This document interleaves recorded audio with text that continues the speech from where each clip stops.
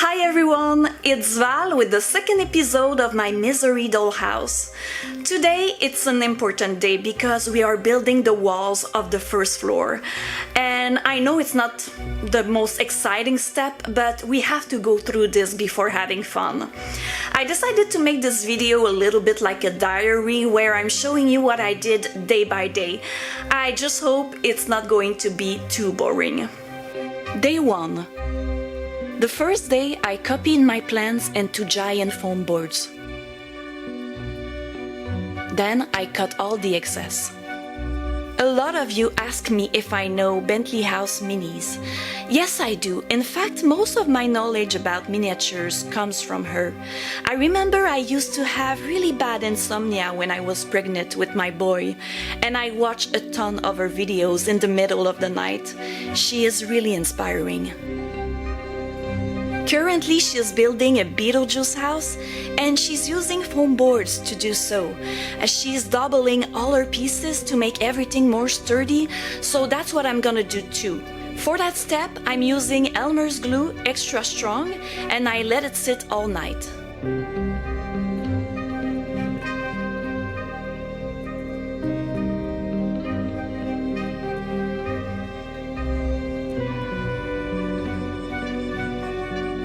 Day 2. My base was dry and all I needed to do was to cut the excess. Et voilà! Now I was ready to work on the walls, but since I'm new to this, there's gonna be a lot of experimentation in that video. Here I cut a panel and using masking tape I put it in place. I then took my ruler and double-checked the measurement I needed for the next panel. I cut that panel and taped it to the previous one. I did that until I got the whole facade of the house. When I saw everything worked well together, I took off the masking tapes. Then I glued all of those to another piece of foam board. I put heavy stuff on them and let them sit for the night. Day 3. Everything was dry, it was time to cut the excess. Honestly, I thought it was going to be easy, but it was not. In some places the glue went out and became really hard, like little pearls. It was impossible to get a straight cut with my cutter. I was not happy with those. I put the first panel on the house and the second one, and I knew right away I needed to switch techniques for the rest of the project because those cuts were not precise enough.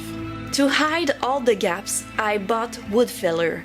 This product turned out to be really useful.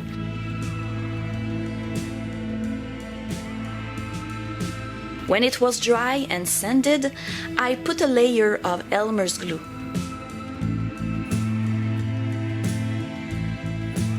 To create the other panels, I decided to glue 2 sheets of foam boards together and then cut into them. The other technique was not working, but this one was great. To glue my foam boards together, I'm using Elmer's glue, but to glue the walls to the base of my house, I'm using wood glue. I did some research and wood glue is a perfect candidate for foam. Day 4. On day 4, I continued working on the bay window, and for that I needed to do a 45-degree angle cut on my foam board.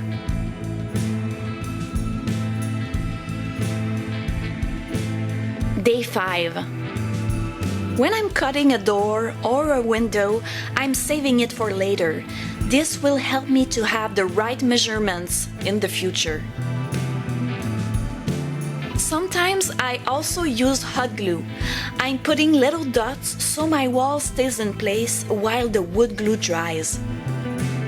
And I wanted to show you more closely that area that I worked on off camera. The living room is done. Day 6. Off camera, I worked on the dining room. The bay windows are always a struggle, and and the rest of the house is a mess. Day 7. Before making more walls, I really wanted to work on the staircase because after that it's gonna be hard to have access to that area. I was not sure how big I wanted my stairs to be, so I made 2 sketches. One with bigger stairs with a pencil, and one with smaller stairs with a red marker. To decide which ones were the best, I put my sketch on my wall and I decided to go with the smaller stairs.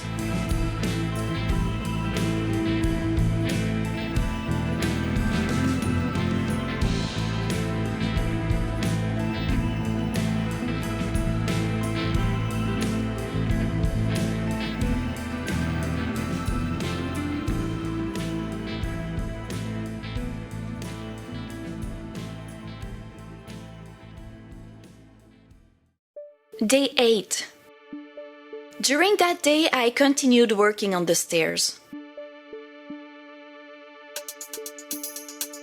This is the door that leads to the basement. Even though I'm not doing it, I wanted the door to be there since it's an important part of the movie. My husband told me it would be cool if the door was slightly open. I love that idea. It can be very creepy, so I wanted to make the inside very dark. Since no walls were there to block me, I painted right away.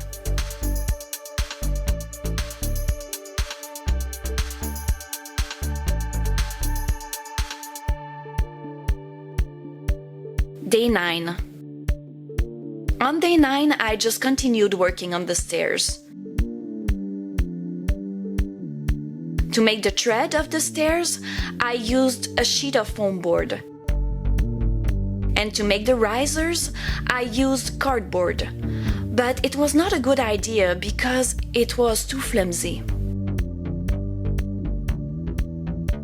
Day 10. That day I was still not happy with the stairs, so I covered the cardboard with wood filler. Once it was dry, it was hard and sturdy. I sanded it and painted it. I used brown and a little bit of black, and I finished with a coat of glossy Mod Podge. It's not perfect, but it definitely looks like old stairs.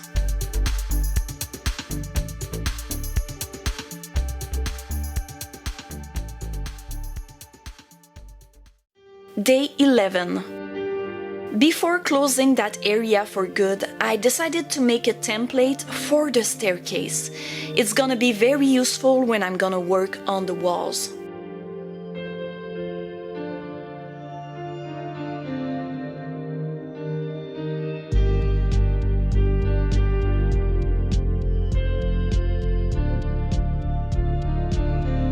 I ended up making those stairs a little bit bigger than I first expected.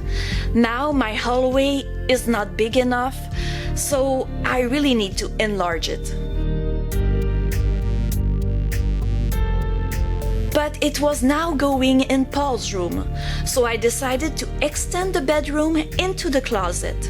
And to make sure all the furniture would fit in these new dimensions, I tested with cardboards of the size of the furniture I will use. But now the closet was not big enough, so I pushed it a little bit in the kitchen, and it was okay since the kitchen was a little bit too big anyway. And now I was happy with those new proportions. It was so much better. Off camera, I also finished the dining room. Day 12. On day 12, I glued 2 walls.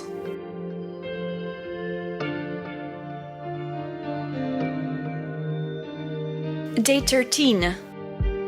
On day 13, I finished the house.